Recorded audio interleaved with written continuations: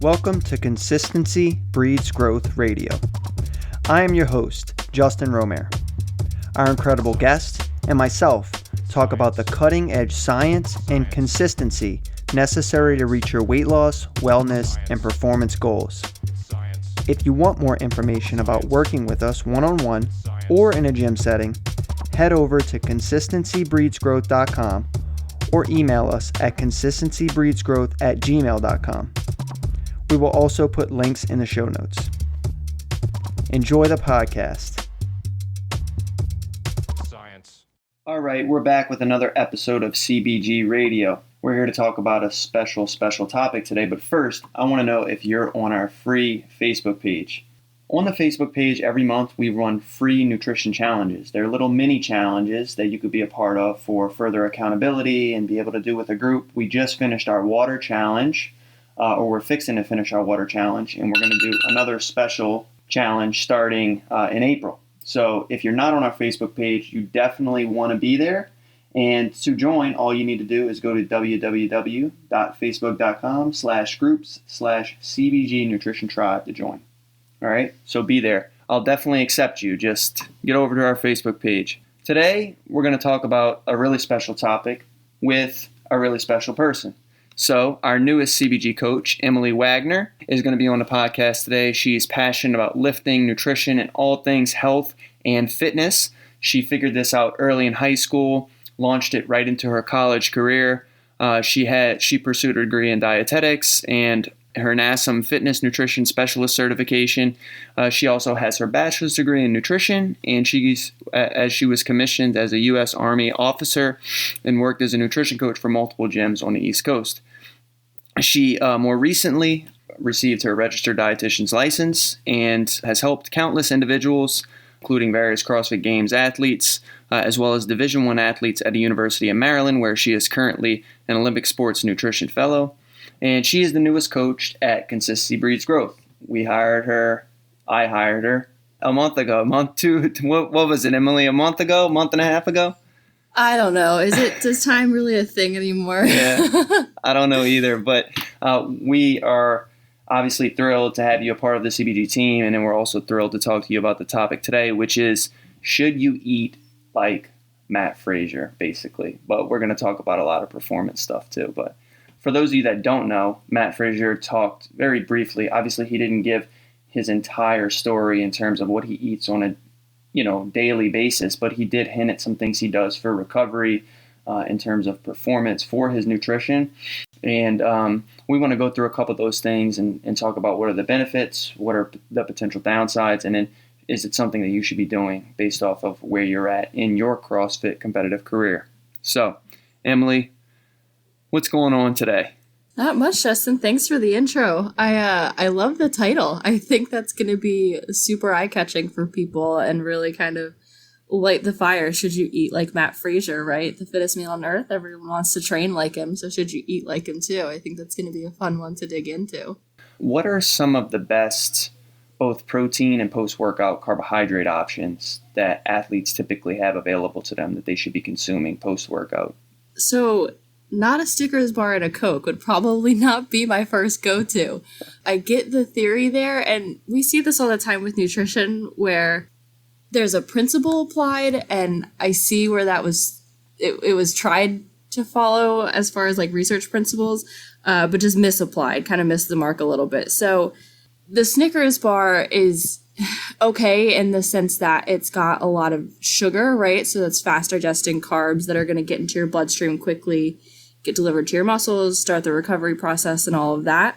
But it's also got a good amount of fat in it. And Justin, I think you looked up the nutrition profile of this. I think said something like 22 grams of fat per bar. Is that right? Yeah, depending on whether it's the regular size or the king size, it can be anywhere from I think 12 grams of fat up to 25 or something like that. So yeah, pretty significant amount of fat. Yeah. And so that's something we're definitely going to try to limit in that post-workout period, because basically what happens, I like to you ever hear someone say if you can't explain it to a toddler, you don't understand it? I always try to do that. So basically if we talk about protein, carbs, and fat, so we're going to talk about carbs as our car, right? Protein's going to be our passenger, and then fat's going to be the construction on the highway. So basically what we're doing is pairing the protein and carbs, getting them on their way to the muscles to start that recovery process. But then you're going to use fat, and that's going to slow the digestion and absorption of those protein and carbs and delay that process. It's kind of a direct relationship as far as the fat goes up, that process is going to be more delayed, right? So if we're worried about, 2 to 3 grams, not a big deal. But we're talking about something significant. Like I wouldn't recommend eating an avocado immediately after you finish your workout. That's going to slow things down a little bit. And then as far as like types, so for carbs, we're looking for that fast digesting, quick hit kind of thing. A lot of people, whether they follow paleo or some sort of diet plan, they immediately are like, okay, fruit is something that I can have, which is great. But we see that the rate of digestion and absorption of the fructose from that fruit, which is the fruit sugar, is limited. So really, best case scenario, we are pairing fruit with some other sort of carb. So you might think like, okay, fruit on a piece of bread, or maybe some fruit and, something along those lines that is going to be more glucose based, not Coke. Coke would be glucose, right? Because that is that quick, simple sugar. But I would question what the long-term consequences are of slamming a Coke a day after your workout.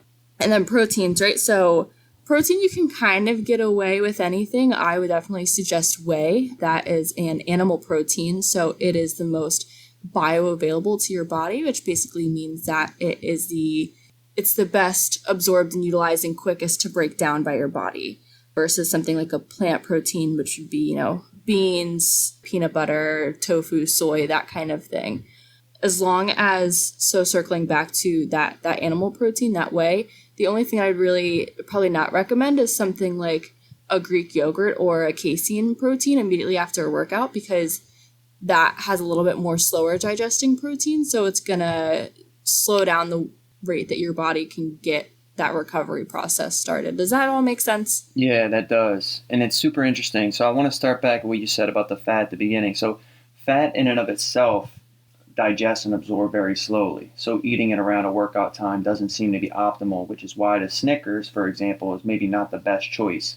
But you also mentioned, which is super interesting, that fat will slow down the digestion of other and absorption of other things that you're taking in your body at the same time. So those fast metabolizing sugars could potentially be stunted in terms of how fast they digest and absorb because of the fat that you're taking in with them.